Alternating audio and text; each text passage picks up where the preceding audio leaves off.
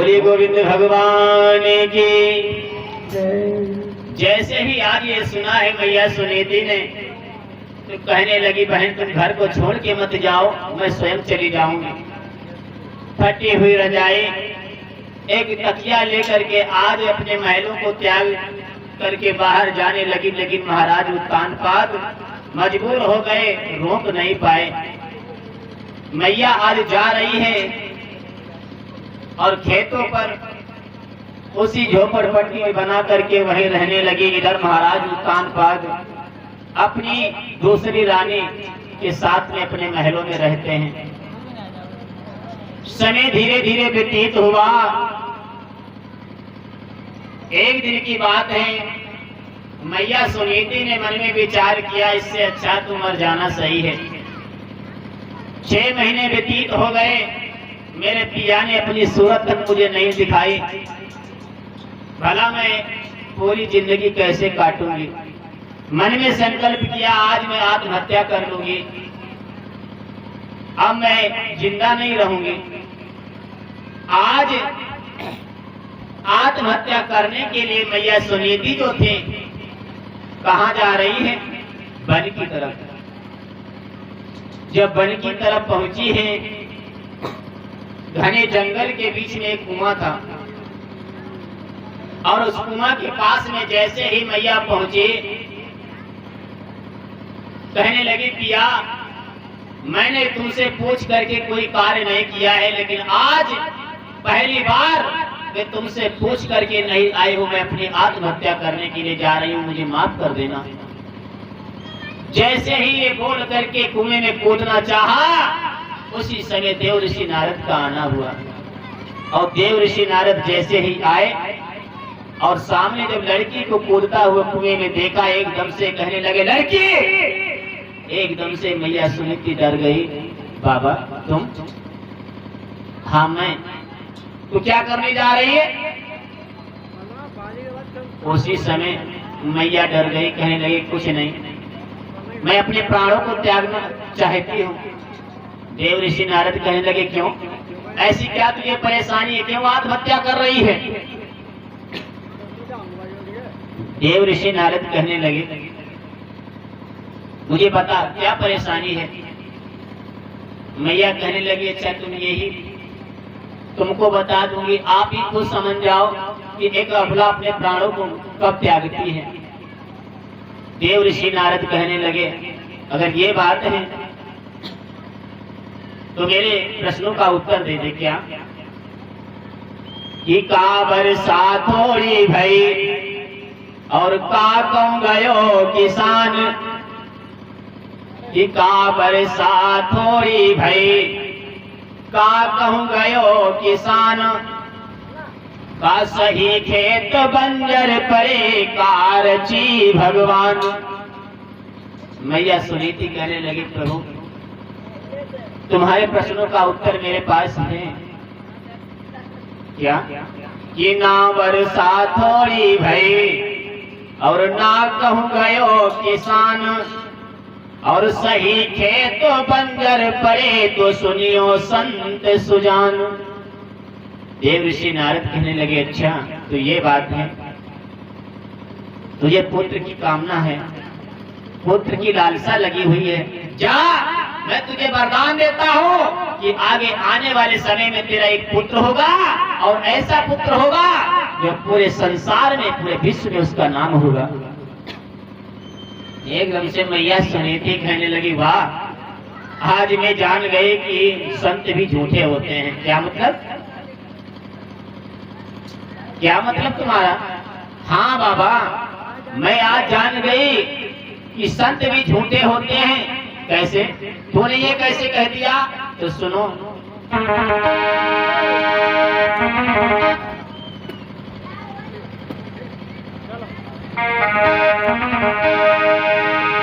मैया सुनीति कहने लगी बाबा अब पुत्र नहीं होगा, अब बहुत देर हो चुकी है। क्यों? ये कोई 6 महीना गए बीती और पिया थी मैंने सूरत लखी नहीं पाई रे।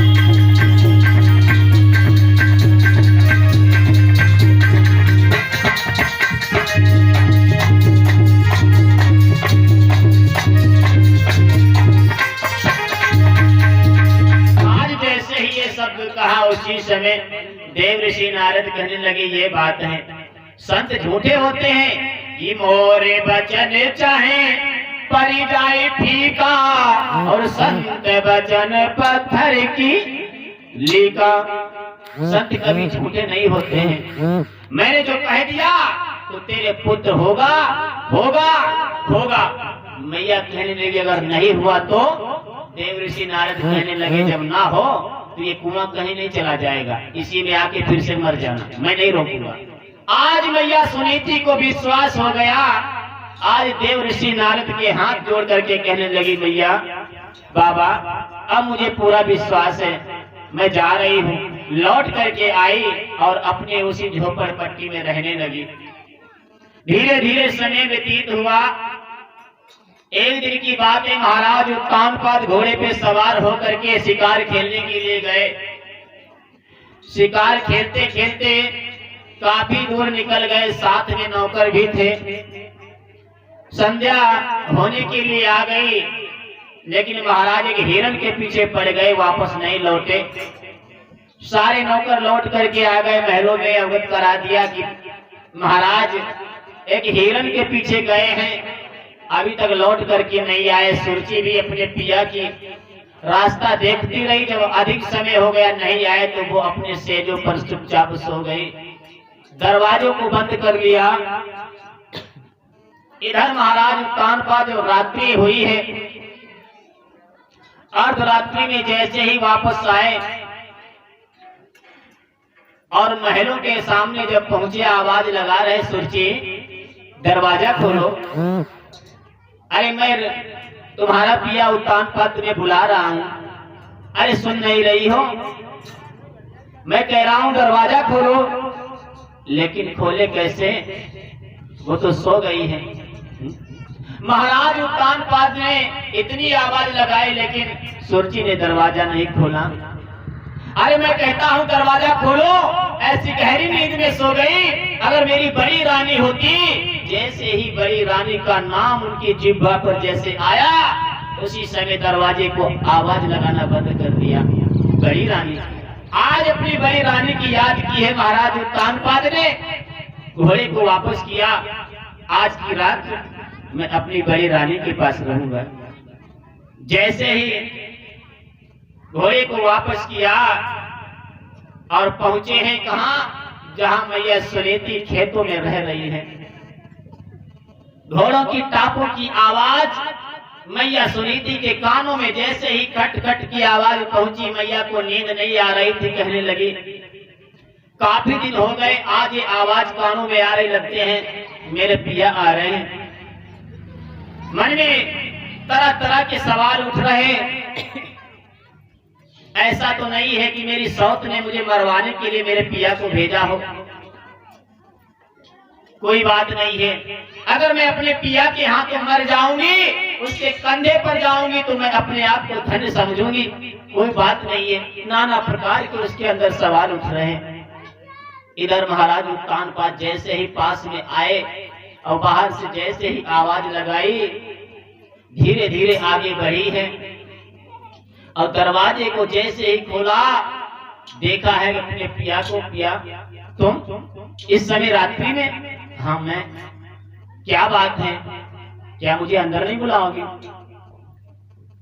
आज मैया अपने पिया की उंगली को पकड़ करके आज अंदर ले गई और जैसे ही अंदर ले गई कहने लगी क्या बात है इतनी रात्रि में? मैं शिकार खेलने के लिए गया था, उसने दरवाजा नहीं खोला, तुम्हारी याद आ गई इसीलिए मैं चला आया। तो आप भूखे भी होंगे?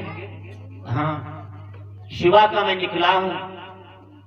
मैया सुनीति ने वही जो जौ की रोटी रखी थी, आधी रोटी बची हुई थी, नमक लगा करके अपने पिया को दिए। महाराज उत्तानपाद ने बहुत प्रेम पूर्वक उस रोटी को खा करके आज अपने पिया को पानी पिला दिया। पिलाने के बाद में अपने पिया के साथ आज वो मैया उस रात्रि सो जाती है। प्रभु की ऐसी लीला हुई कि मैया सुनीति उसी रात्रि में गर्भ धारण कर लेती है। इधर सुबह के जैसे ही 4 बजे घड़ियाल ने आवाज लगाई, मैया कहने लगी, ओरे घड़ियाल, इतनी जल्दी तूने आवाज लगा दी, आज की रात तो मेरे के लिए सुख की रात थी, थोड़ा और नहीं रुक सकता था।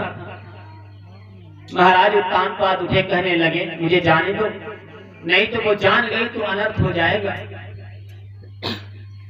पहुंचे हैं अपने दरवाजे पर, जैसे ही अपने पिया को आता देखा सुरजी ने, कहाँ रहे, रात्रि में कहाँ रहे, तुम्हारा चेहरा कुछ ऐसा बता रहा है।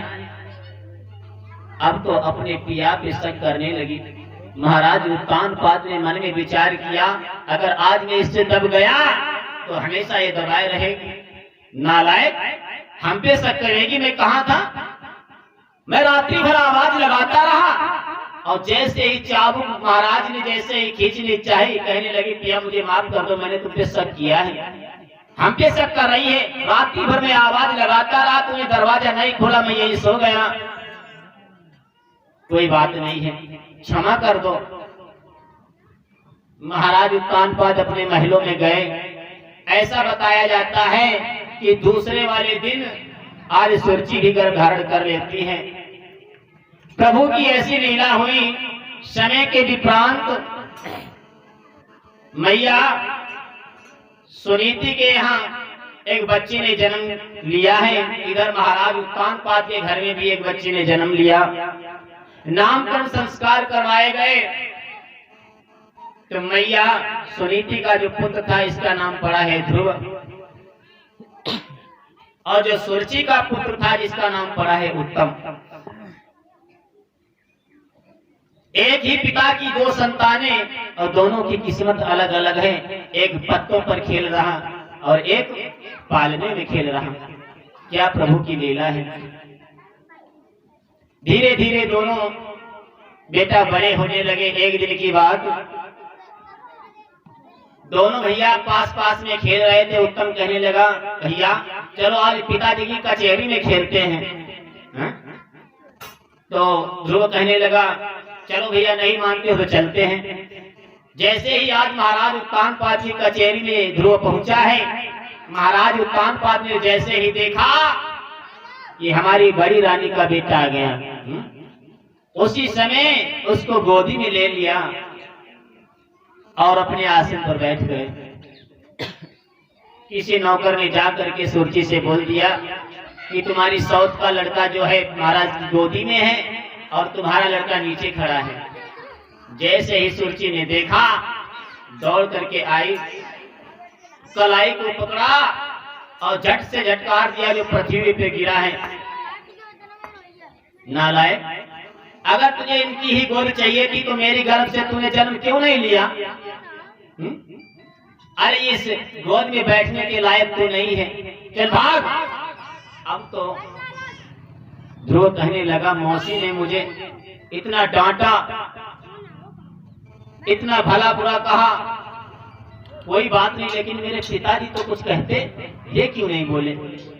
आज ध्रुव उसी समय रोने लगा और रोते रोते आज पहुंचा है अपनी मैया के पास में। जैसे ही मैया ने देखा कि मेरा बेटा रोता हुआ आ रहा, बेटा क्या बात है,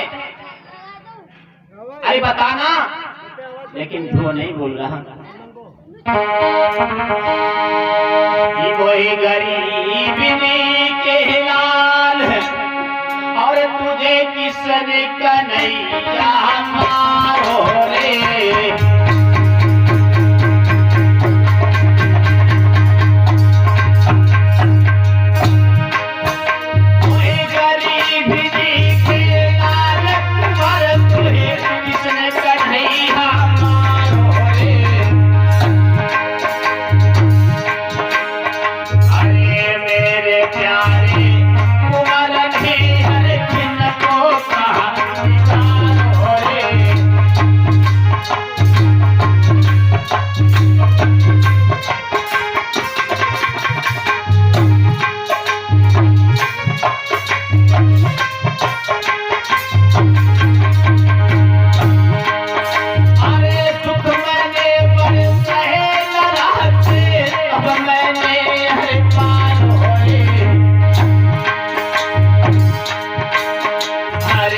दुख में दुख देते तुम्हारे तुझे को पाती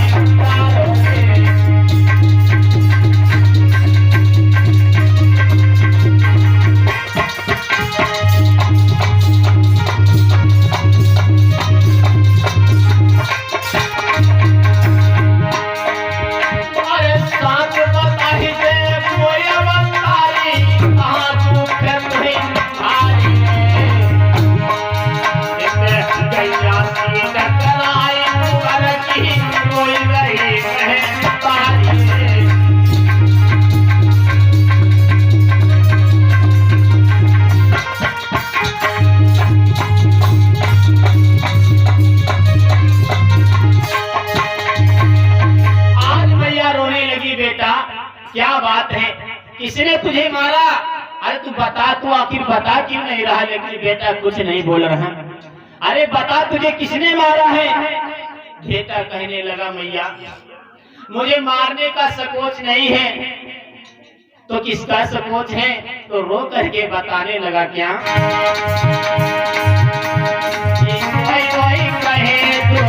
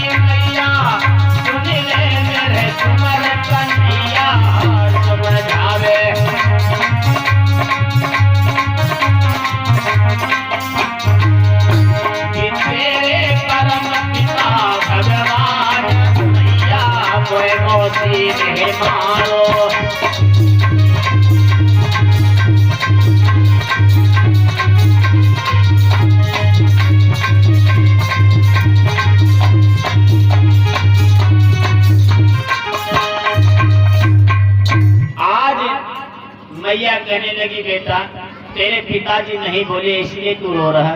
हाँ मैया। अरे वो तेरे पिता होते तब तो वो बोलते, लेकिन वो तेरे पिता कहाँ हैं मैया? तो वो किसके पिता हैं? कहने लगी वो तो उत्तम के पिता हैं। तो मेरे पिता कहाँ हैं? मेरे पिता बता कहाँ हैं? मैया कहने लगी तेरे पिता वो परम पिता भगवान दीनानाथ हैं। वो कहाँ हैं बेटा? जब तू बड़ा हो जाएगा तब बता दूंगी। नहीं मैया मुझे अभी बताओ। आज बेटा जिद करने लगा। बताया जाता है मैया ने कह दिया वो दूर जंगल में रहते हैं। बेटा जिद करने लगा, मैं अपने पिता के पास जाऊंगा। मैया कहने लगी, जब तू नहीं मान रहा तो चला जा। आज बेटा जैसे ही जंगल को जाने के लिए तैयार हुआ, महाराज उत्तानपाद को मालूम हुआ कि बेटा जंगल को जा रहा। मंत्री को भेजा है कि उसको मना कर दो, जंगल में ना जाए। उसको जो जौ का आटा मिलता था अब शुद्ध गेहूं का आटा मिलेगा, लेकिन जंगल में ना जाए। जैसे ये खबर आज ध्रुव को मिली है, वाह पिताजी, तुम्हारे नाम पर मैं बाहर क्या निकला, मुझे गेहूं का आटा मिलेगा। नहीं, मुझे कुछ नहीं चाहिए, मुझे तो अपने पिता के दर्शन चाहिए। नहीं माना है। जैसे ही गांव से बाहर निकला, राजा ने आदेश करवा दिया कि वो बाहर न जाए, आधे राज्य का अधिकारी है। लेकिन ध्रुव नहीं रुका, फिर बोल दिया कि पूरे राज्य का अधिकारी है, लेकिन जंगल में ना जाए। बेटा नहीं माना। बताया जाता है आज ध्रुव जब जंगल में पहुंचे हैं,